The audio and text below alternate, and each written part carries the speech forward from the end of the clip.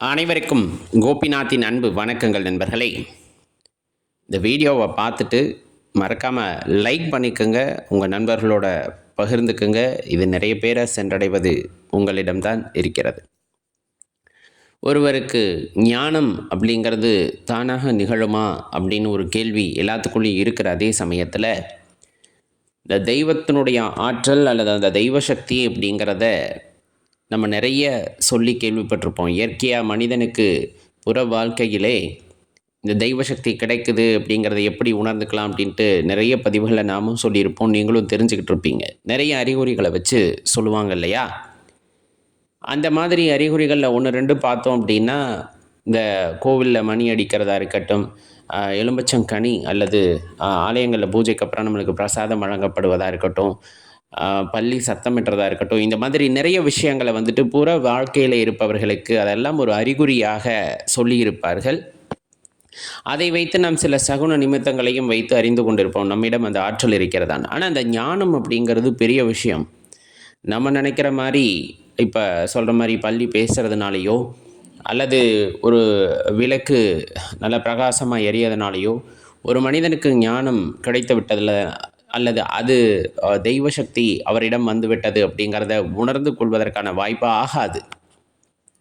அப்போ ஒரு மனிதன் தெளிவாக புரிஞ்சுக்கணும், நம்மிடம் அந்த தெய்வ ஆற்றல், அந்த ஞானத்திற்கான வழி நம்மிடம் பிறந்திருக்கிறது அப்படிங்கிறத எப்படி உணர்ந்து கொள்ள முடியும் அப்படிங்கிறத தெரிஞ்சுக்கணுன்னா அவருக்குள்ள முதல்ல குரு வேண்டும் அப்படிங்கிற நாட்டம் ஏற்பட்டிருக்கும்.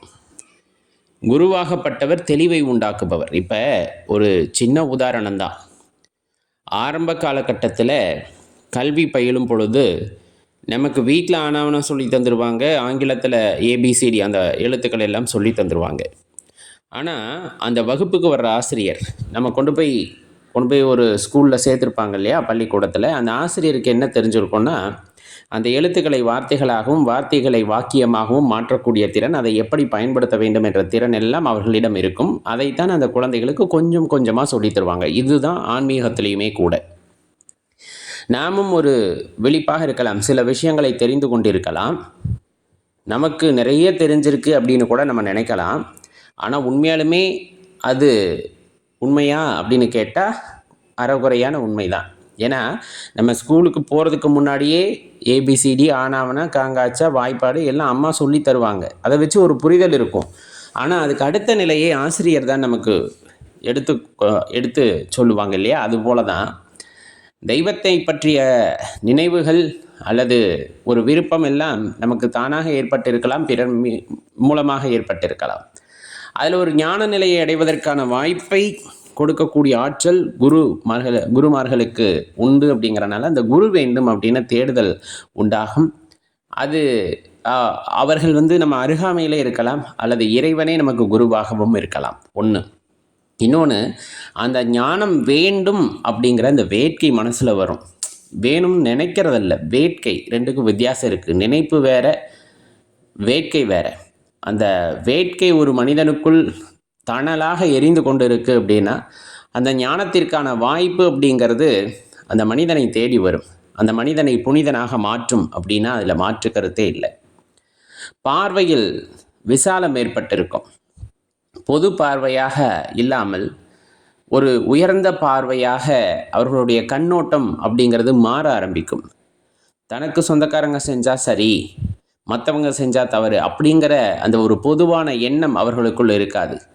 எது சரி எது தவறு அப்படிங்கிறத ஆராய்ந்து பார்த்து அதில் உள்ள உண்மைகளை தெரிந்து அதற்கான வழிமுறைகளை கடைபிடித்து நிறைய பக்குவம் அடைந்திருப்பார்கள். நீதி நெறி தவறாது வாழ ஆரம்பித்திருப்பார்கள். எப்பொழுதுமே எண்ணத்திலே தனது கடவுளை நிறுத்தியிருப்பார்கள். எப்போதுமே சதா எதை பற்றி யோசித்தாலும், எதை பற்றி பேசினாலும், எவ்விடத்தில் என்ன வினையாற்றினாலும் அனைத்தையும் இறைவனுக்கு சமர்ப்பணம் செய்துவிட்டு அதை செய்யக்கூடிய ஆற்றல் அப்படிங்கிறது அவர்களிடம் வந்திருக்கும். எப்போவுமே சாப்பிட்றதுக்கு முன்னாடி இறைவனுக்கு சமர்ப்பணம் செய்வது, ஒரு விஷயத்தை ஆரம்பிக்கிறதுக்கு முன்னாடி கடவுளுக்கு துதிப்பாடுவது, இந்த மாதிரி நிறைய விஷயங்கள் இறைவனுக்கு அர்ப்பணம் செய்துவிட்டு செய்யக்கூடிய ஆற்றல் அப்படிங்கிறது ஒருவரிடம் வந்திருக்கும். அதே போல் உயர்ந்த சிந்தனையாக எல்லா ஜீவராசிகளையும் தன் உயிரை போல பார்க்கின்ற. ஏன்னா இதுதான் சூட்சமம், ரகசியம் அப்படின்னு சொல்லக்கூடியது.